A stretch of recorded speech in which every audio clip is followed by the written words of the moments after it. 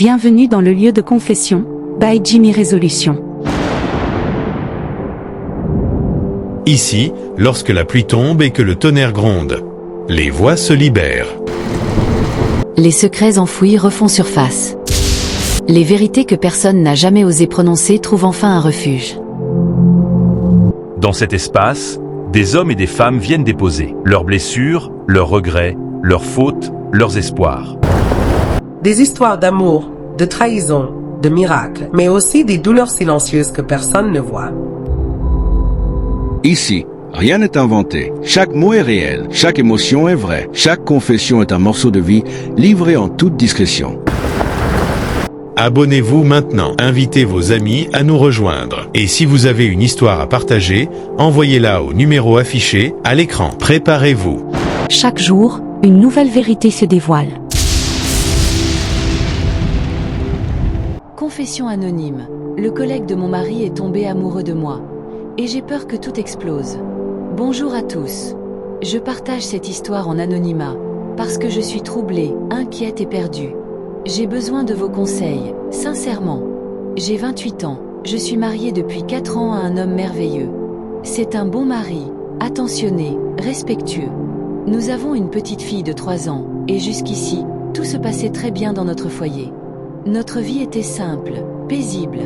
Je n'avais aucune raison de douter de quoi que ce soit. Mais ces derniers temps, quelque chose a changé. Mon mari a invité un collègue de travail à venir regarder un match de football chez nous. Ils s'entendaient bien, commentaient le match, riaient, débattaient sur leurs équipes préférées. Comme je n'aime pas regarder le football, je restais dans la chambre avec ma fille. Je pensais que tout était normal.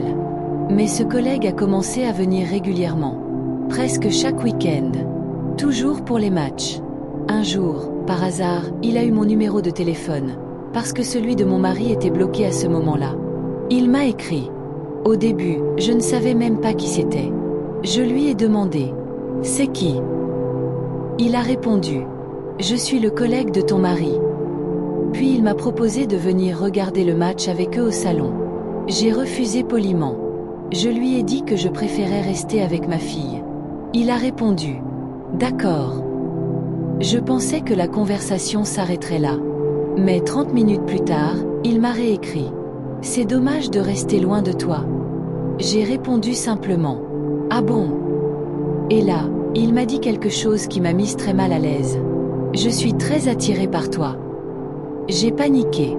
Je lui ai répondu immédiatement. « Arrête, je ne veux pas de problème avec mon mari. » Il a dit. « Ok, pardon. » Je pensais que tout était fini. Le week-end dernier, il est encore venu à la maison. Cette fois-là, mon mari n'était pas encore rentré. Je lui ai dit « Passe plus tard, mon mari n'est pas là. » Et il m'a répondu une phrase qui m'a glacée. « C'est toi que j'ai envie de voir. » Avant même que je comprenne ce qui se passait, il m'a embrassée sur la bouche. J'étais choquée, surprise, paralysée. Je ne m'attendais pas à ça. Je n'ai rien provoqué. Je n'ai rien encouragé. Quelques minutes après, mon mari est arrivé. Ils sont repartis ensemble pour aller voir un autre ami plus loin. Mon cœur battait très fort. J'étais tremblante. Je me sentais sale, coupable, alors que je n'avais rien demandé. Plus tard, j'ai reçu un message de lui. Il m'a écrit qu'il était amoureux de moi, qu'il n'arrivait pas à oublier ce baiser, qu'il pensait à moi sans arrêt. Depuis ce jour, j'évite de le voir.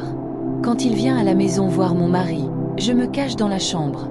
Je trouve toujours une excuse. J'ai peur. Peur que mon mari découvre quelque chose. Peur qu'il pense que j'ai trahi sa confiance. Peur que mon foyer se brise pour une chose que je n'ai pas cherchée. Je n'aime pas cet homme. Je n'ai jamais voulu cette situation. Mais aujourd'hui, je vis avec une peur constante. Dois-je en parler à mon mari ? Dois-je bloquer son collègue et lui dire clairement d'arrêter ? Ou dois-je continuer à me taire pour protéger mon couple ? Je veux protéger mon mariage. Je veux protéger ma fille. Je veux rester une femme droite. J'ai besoin de votre aide. Vos conseils sont importants. Que feriez-vous à ma place ? Est-ce que le silence est la meilleure solution ? Ou la vérité, même si elle fait mal ? Laissez vos conseils en commentaire, sans jugement. Vos paroles peuvent sauver un foyer. Abonnez-vous à la page Au lieu de confession.